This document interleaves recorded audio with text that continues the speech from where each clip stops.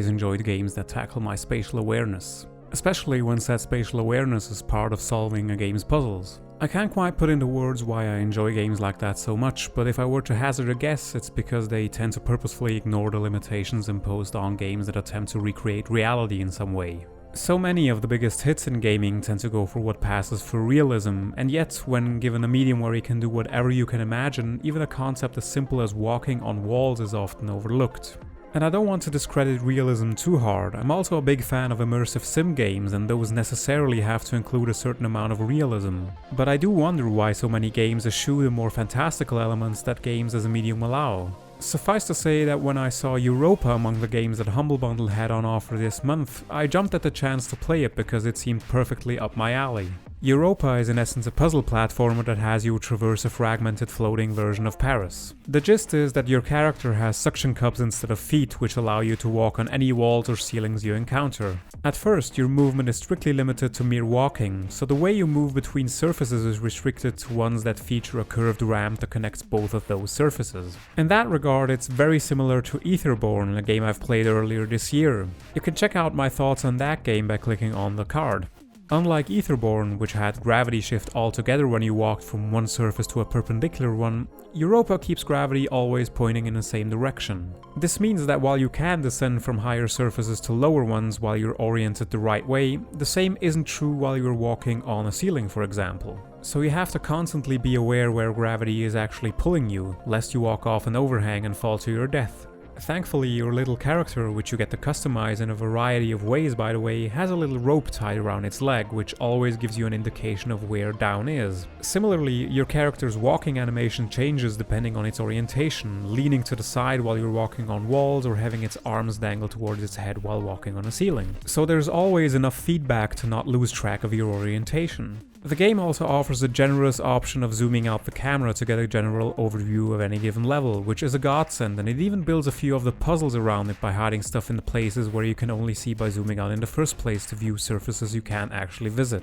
As mentioned before, the game starts off with your character only being able to walk, but you'll end up unlocking a few other abilities along the way. The first one is the aforementioned ability to zoom out, and later on you'll also get to jump and run around, and the final one lets you bypass the ramps that connect the surfaces altogether by enabling you to jump towards any surface and immediately suction onto it. The map of the world is divided into 4 regions which connect back to the Eiffel Tower, the game's central hub, and each branch builds upon being a challenge for the respective powers that you've unlocked at the end of the previous section. At least most of the time. There are a few instances of collectibles in early levels that can only be reached through the use of late game abilities, but since I couldn't really discern any benefit of collecting them, I didn't bother going after them, so I don't know if collecting them would have paid off in any meaningful way. Most of the levels are content with just being about the puzzles themselves, but there are a few other mechanics in there as well, and I'm not certain that it was that great of an idea of including those sections to lengthen the game. Most of the levels don't contain any enemies, but there are a few in there. One type of enemy is a dog that chases you around. If you're only dealing with one of them, it isn't too much trouble since you also get a little kick attack that you can use to kick objects as targets to solve puzzles, and it also works when dealing with the dogs. Yeah, you heard right, Youropa is a game that lets you kick dogs to death.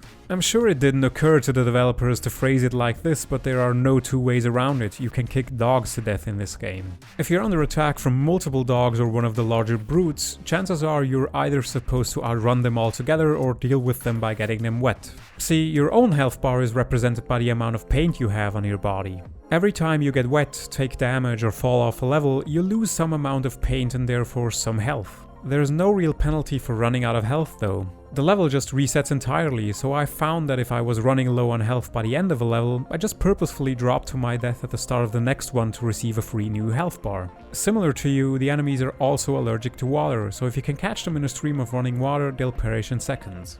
There's also a late stage where the aim is to get a squirt gun to deal with a bunch of brutes, but it's a mechanic that's only ever used once and never again. In general, I wasn't much of a fan of the sections that had you deal with enemies.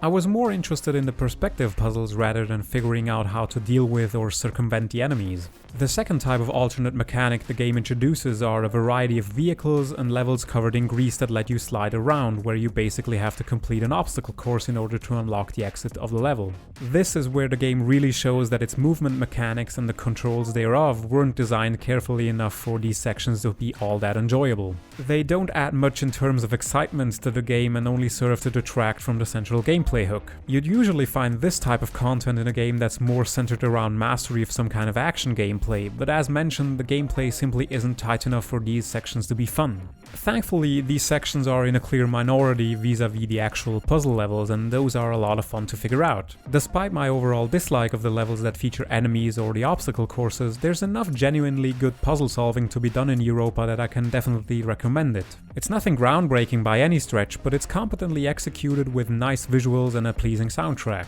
The developers also included a level editor, in fact, the same level editor they've used to make the game, so if you want to get creative and make your own puzzles, that's something that might strike your fancy. I'd say it might be a bit expensive at $20 for 4 to 5 hours worth of levels, so maybe wait for a sale, but yeah, I'd say Youropa is a pretty good game overall.